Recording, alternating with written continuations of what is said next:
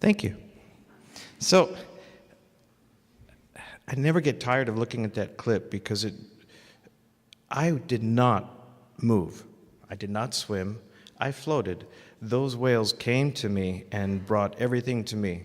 And I'll be talking just a little bit more about that later.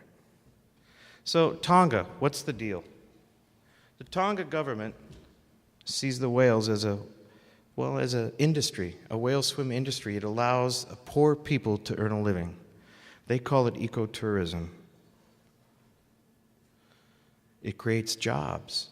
People work on boats as crew, as captains, hotels, cab drivers, restaurants, the airplanes. It's great for the local economy. It raises money for the kids that can't afford shoes but somehow have a cell phone. You know what I mean. If there was no whales swimming, this poor country, the families that have the rights to the fishing in their waters, they would sell those rights, and it wouldn't be a pretty picture like I'm showing you tonight. In fact, killing these whales would remove a natural resource whose existence is already threatened. And beyond a shadow of a doubt, these southern hemisphere Pacific whales are much more valuable alive. Don't you agree?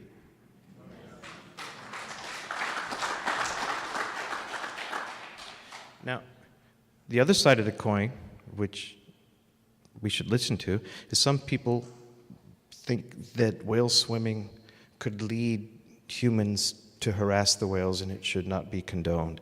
And that's a very valid thought. We should all pay attention to that. I respect it.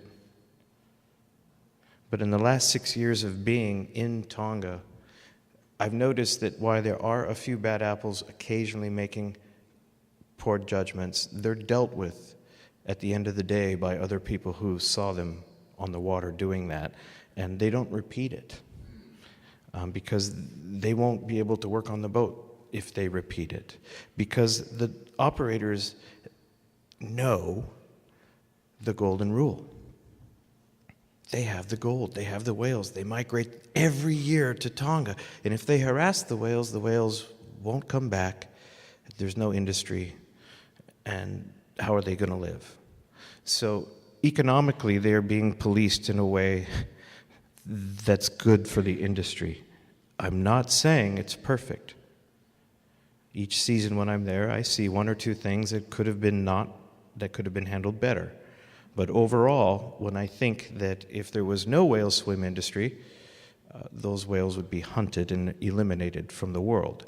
Now, the tourists that come to Tonga and see whales go home as advocate for whales.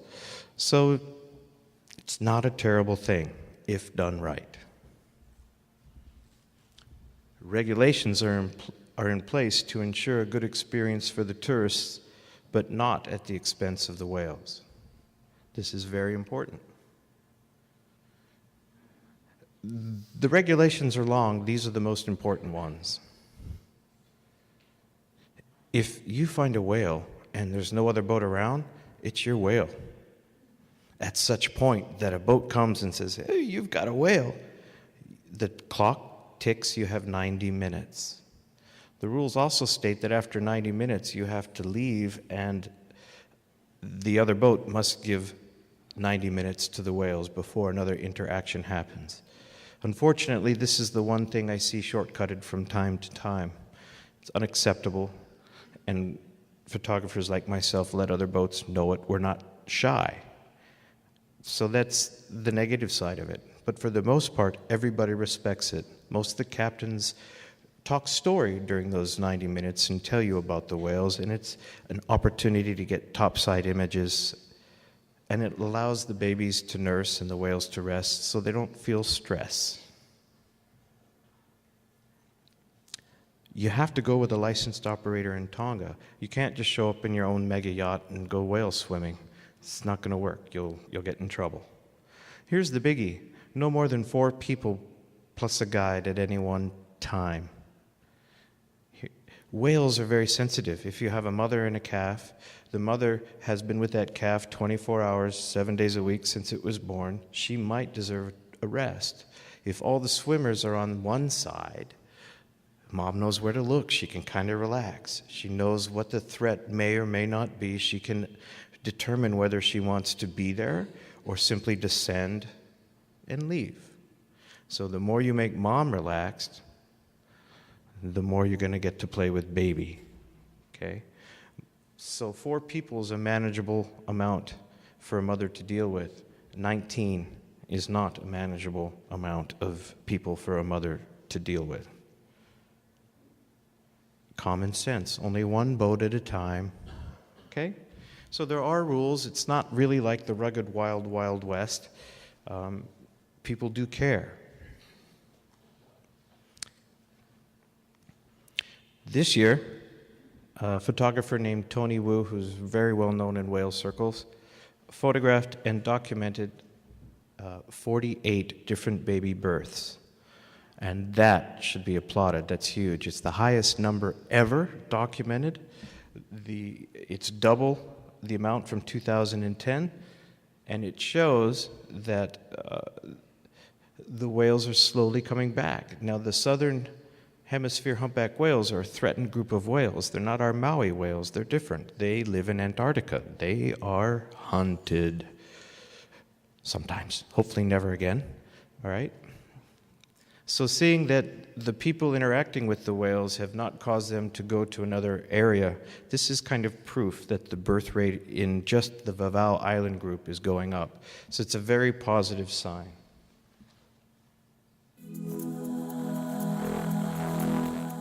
And now a slideshow.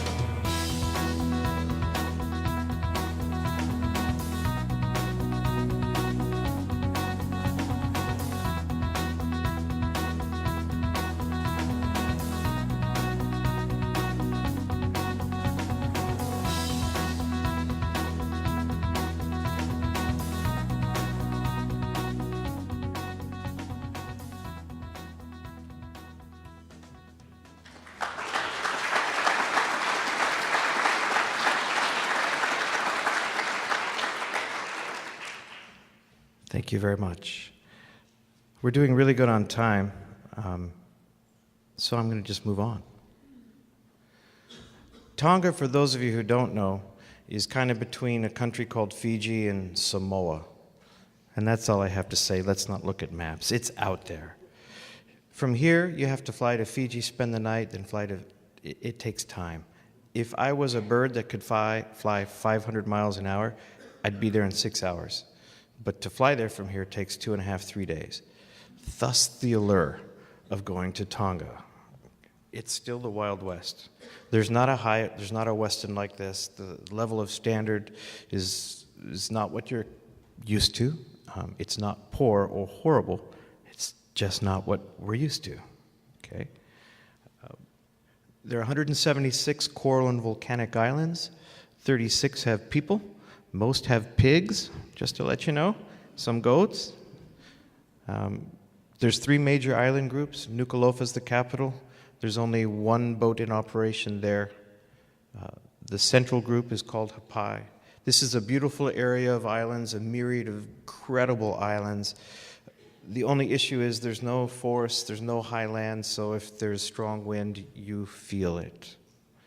Vavau is the furthest north, and it has hills and dormant volcanoes, and the wind doesn't really affect this place. It's kind of like the Maui of Tonga. Beautiful harbor scene. It's one of the yachting capitals of the world.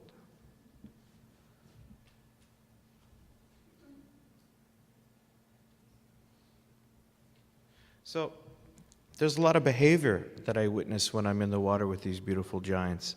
And while I haven't seen giving birth, I have witnessed mating. It happened under the boat. It was 80 feet. It was incredible. But what was more incredible was that the mother had a calf, and during the act, the calf hung out under my boat and stayed with me for 40 minutes. And we had an incredible mutual interaction. It was so much fun. Singing. You heard a little bit of singing earlier. That's one of the behaviors you'll find. There's heat runs. There's logging. Teenage whales playing. Since I'm doing a little bit okay on time, I'm going to give you a quick story. I don't have a photograph to prove it this year because I had a wide-angle lens.